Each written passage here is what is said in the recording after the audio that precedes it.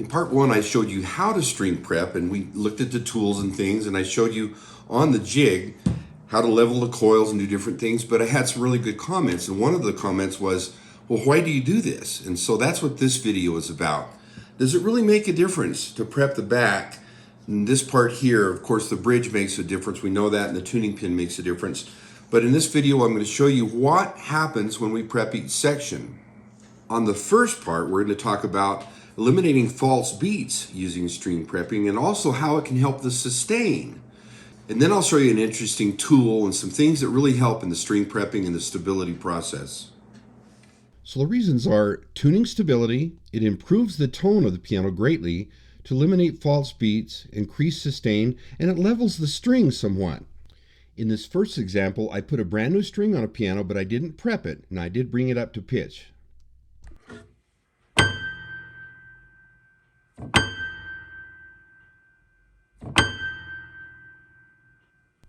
You could clearly hear the false beats.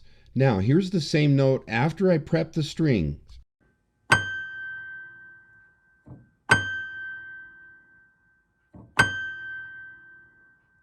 See how much it improved the false beat? It's almost non-existent.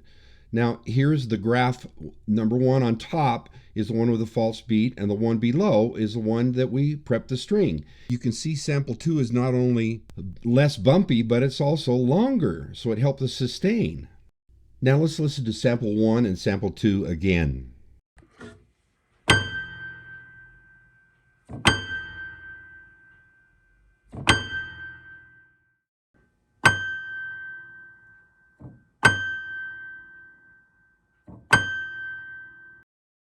Now let's take a longer look at the process of string prepping and see what happens when we actually make these moves. Here's a new string I put on this old piano just to test this out today.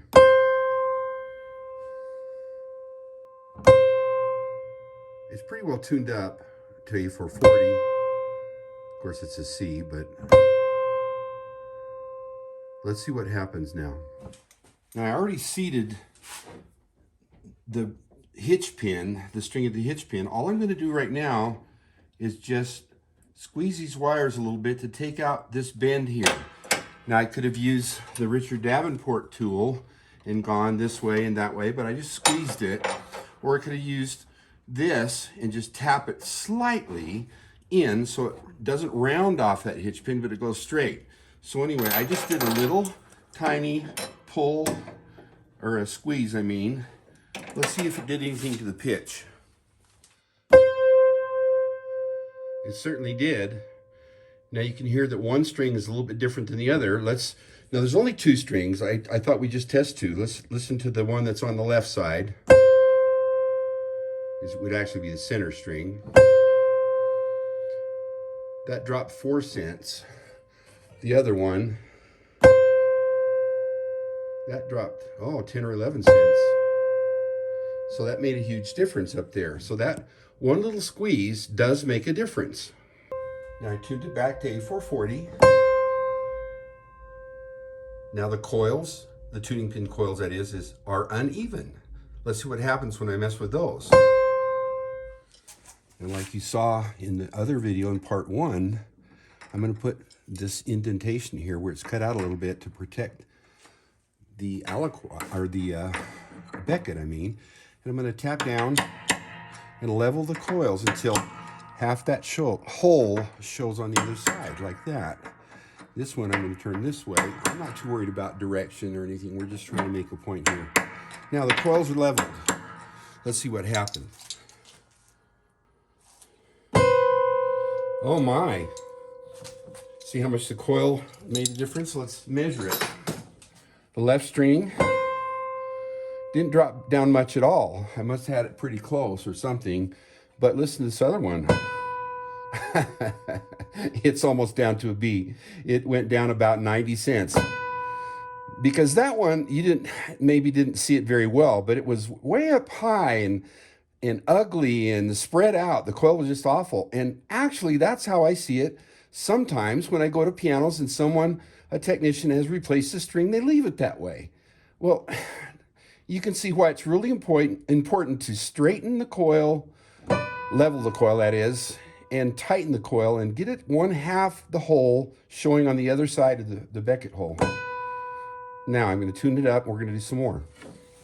Now I've tuned it up to pitch again. I'm not going to show you that. Keep repeating that.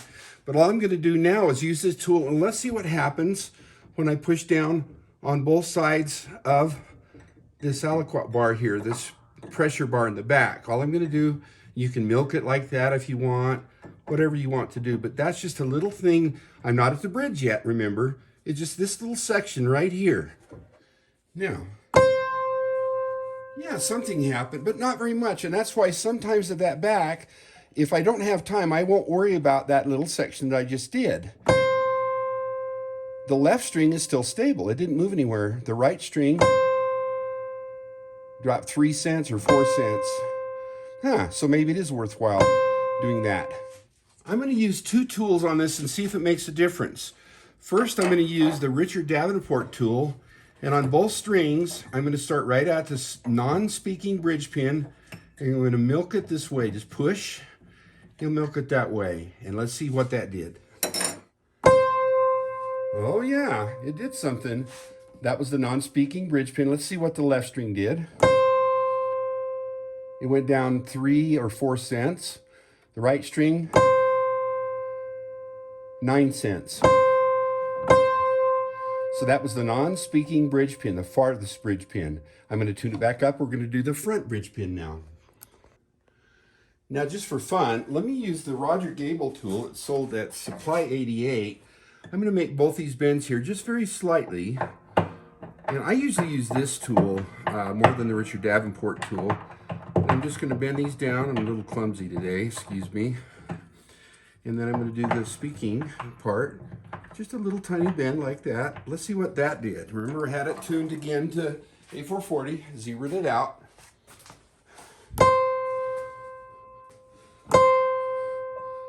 And you know, maybe it's not fair. I could have used this tool first and the Davenport would have done more. I don't know. But that one dropped with that tool. It dropped 15 cents using that tool. And I did both terminations that time. Let's see what the right string did. 15 cents. Wow. Okay, so that made a difference. Let's tune it back up again. Now it's tuned up again. And this time I'm going to use a simple string hook, the teriotaki string hook that I mentioned in one of my other videos. And I'm just going to go like the part 1 showed. I'm just going to go right up in front of the V-bar and just lift it 1/4 of an inch or so. Just a tiny lift like that. I'm not going to milk it, but just lift it and let's see what happened. Ah, it did something. Let's see how much.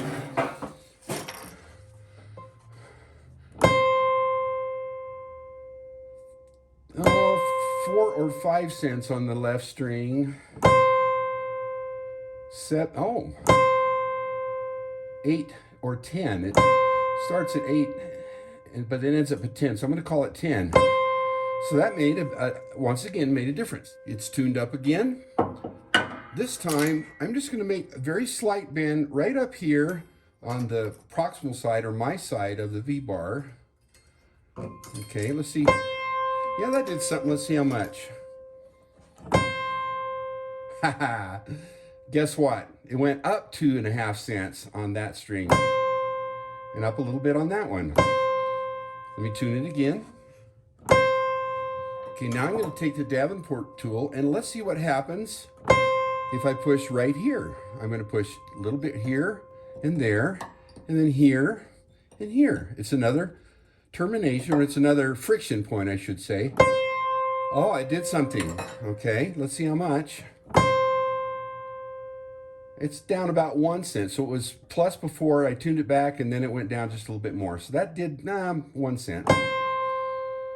And that actually came up again when I did it. So I'm not so big on prepping this side of the V-bar. It seems like when you tune it, that's going to change a lot anyway. So I'm not concerned about that. And I hope that proves it a little bit. It's kind of goes the other way. It goes sharp and it doesn't do as much as I would like. So I just kind of leave that alone. The main reason is because when I tune it, I feel like it's going to change a lot right here. Now I've locked the bridge, the string going over the bridge. That's pretty much not going to change unless you go 20, 30, 40 cents. Then it's going to go around the hitch pin and do all this nonsense. You're going to have to do the whole thing over again. But we're not through. I've got another surprise. I'm going to tune it again. This is called a coil tightener. I'll get a close-up on that for you, but I'm going to put it on the coil. I'm going to go counterclockwise about 30 or 40 times, actually. Right now, let's just go about 20 on each one. So I'm kind of pressing the becket to make it a little bit more square and less round the wire coming out of the becket hole. Let's just see what that did. Oh my! I love this tool. Let's tune it up. Before I tune it though, let's see what it did. Okay, the left string dropped 34 cents. Right string, it's below a B. You think that tool does anything? Let me tune it up again. Okay, it's up to pitch again. I'm going to do the tool again. I should mention that there's a deeper side and a more shallow side, and you want to get the one that kind of fits this better. Now I'm going to go around again, counterclockwise. 8, 9, 10, 11, 12, 13, 14, 15, 16, 17, 18, 19, 20. 1, 2, 3, 4, 5, 6, 7, 8, 9, 10, 11, 12, 15, 16, 17, 18, 19, 20. Let's see what it does. Ah, not as much. Let's see how much. 48 cents. And about, what would that be? 60 cents, 60 something cents. So, you see what I mean about this tool? You want to get the nonsense out of your strings, especially when you replace a string. This tool's a key. Now, I tuned it back to 0 again. I'm going to do it again. This is the third time. And one thing I will say is it looks like I'm being really rough, but you actually have to be careful because you can break strings with this. So, on the higher strings, I'm very gentle. Up here, I'm a little rougher. They can take a lot more. Here I go again. Oh, see, it's up to pitch. So, okay. Starting to do better. Let's see. That one's 9 cents flat. That one's 4 cents flat. Let's tune it now. That was the third time. Here's the fourth time. It's hardly going down at all now. Let me get the mute out.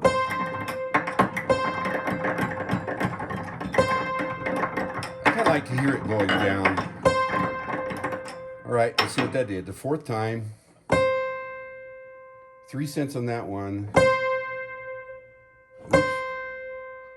13 cents. Tune it up and do it one more time. That was the... We're back up. Here's the fifth time. That was the fifth time. That stayed almost 0. And so did that. There's just a little bit of fine tuning. So the fifth time was what this piano needed. Now, I don't do it to the whole piano every time I restring a piano, but when I do a replacement string, when I replace a string, I mean, I will do that. And that way I don't have to keep coming back and back and back. So I take all the nonsense out of it. Here is a list of the order of string prepping which I use and which I put on the first video. But remember, all these things are really important for tone, for sustain, and for lots of reasons. And this is very important to do before you start voicing. A lot of people grab the needles and start jabbing them into hammers. But before you do that, do all this first. You might not even need to voice it. And I dare say that string prepping is the foundation, one of the things that needs to be done before voicing.